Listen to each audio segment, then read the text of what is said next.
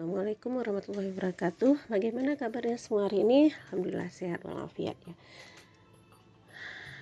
Kita hari ini ketemu kembali dalam mata kuliah komunikasi antar agama dan budaya. Pada pekan yang lalu kita sudah membahas hubungan antara agama dengan budaya. Apakah ada hubungan antara agama dan budaya? Ada. Kemudian adakah hubungan antara budaya dan agama? Ada. Selama masyarakat masih ada, hubungan agama dan budaya akan terus ada. Ya, baik. Dan jangan lupa tugas pekan yang lalu nanti dikumpulkan, yaitu tugas mencari, menganalisa budaya-budaya yang sudah diislamisasikan. Budaya apa saja. Baik, untuk hari ini kita akan memasuki materi baru, yaitu dakwah kultural dan ciri-cirinya. Pada dakwah kultural ini kita nanti akan memahami apa itu dakwah kultural, kemudian kita juga akan bisa menganalisis ciri-ciri konsep dakwah kultural itu seperti apa. Kemudian kita juga bisa menganalisis contoh-contoh dakwah kultural yang pernah dilakukan khususnya di Indonesia ya, ketika awal Islam masuk ke Indonesia di zaman Wali Songo. Baik, untuk pertama kita harus mengetahui dulu apa itu dakwah kultural. Dakwah kultural adalah aktivitas dakwah yang menekankan pada pendekatan Islam yang kultural. Islam kultural artinya Islam yang berbasis budaya. Jadi sebelum Islam masuk ke Indonesia, masyarakat Indonesia sudah menganut agama Hindu dan Buddha, dan di sana sudah ada budaya-budaya. Bahkan sebelum Hindu dan Buddha, masyarakat Indonesia juga sudah ada kepercayaan animisme dan dinamisme. Nah, semua itu budaya. Animisme, dinamisme, Hindu, Buddha itu budaya, bukan agama. Kenapa? Karena pada minggu yang lalu kita sudah membahas bahwa yang disebut agama adalah yang berdasarkan wahyu Allah, sedangkan budaya adalah hasil cipta, rasa, dan karsa manusia. Nah, lahirlah budaya-budaya dari animisme, dinamisme, Hindu dan Buddha. Kemudian masuk Islam. Islam masuk ke Indonesia melalui pendekatan budaya-budaya yang sudah ada.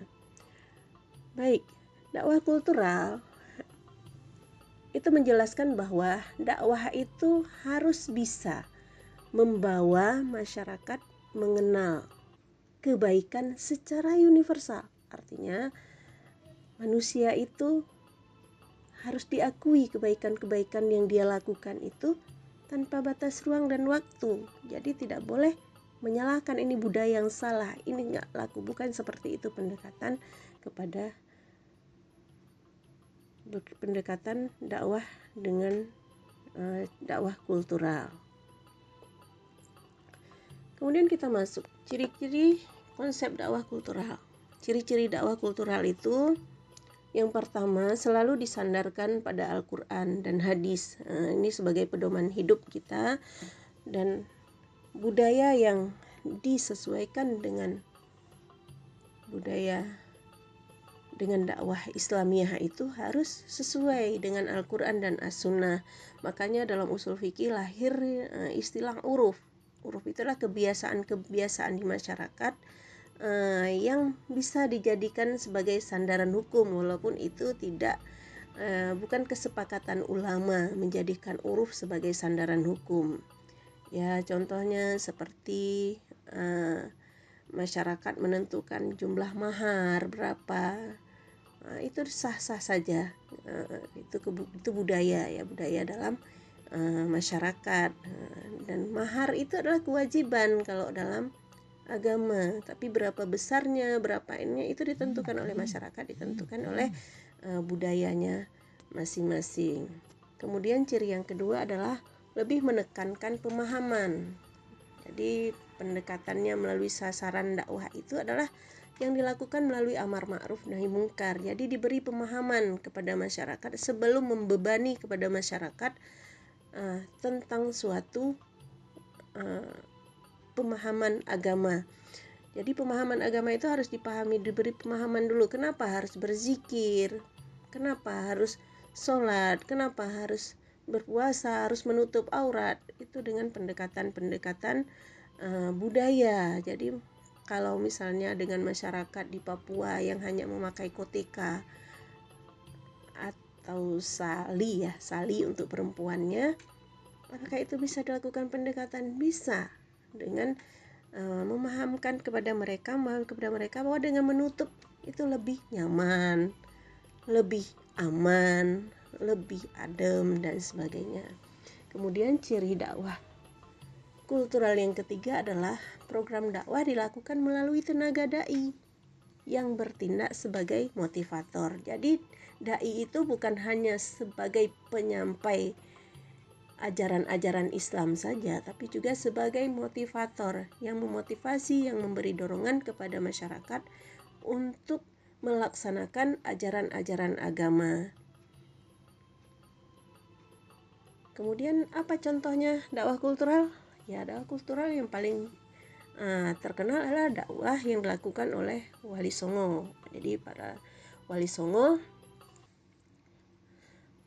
melakukan dakwah melalui pendekatan budaya. Mereka menyiarkan Islam dengan menggunakan kebiasaan-kebiasaan masyarakat. Misalnya masyarakat yang senang dengan seni, mereka misalnya wayang. Jadi bagaimana wayang golek yang semalam suntuk itu diislamikan wayang itu dengan pesan-pesan yang tersirat dalam wayang itu menjadi pesan-pesan yang islami. Kemudian misalnya sabung ayam, mereka berjudi segala macam. Para Wali Songo juga ikut seperti itu dulu. Jadi kalau ibarat orang ingin piringnya bersih, mencuci piring ya harus kotor tangan dan piring dulu. Kemudian setelah itu ketika piringnya dibasuh bersih, piringnya bersih, tangan juga bersih. Itulah pendekatan budaya kira-kira seperti itu. Jadi contohnya itu salah satu ya. Di samping contoh-contoh yang menjadi tugas kita pada pekan yang lalu. Nah, kita ulang kembali. Apa itu dakwah kultural? Sudah paham? Iya, benar. Dakwah kultural itu dakwah yang dilakukan dengan menekankan pendekatan pada Islam kultural yang berbasis budaya, masyarakat yang berbasis budaya. Kemudian ciri-ciri konsep dakwah kultural baik, yaitu menggunakan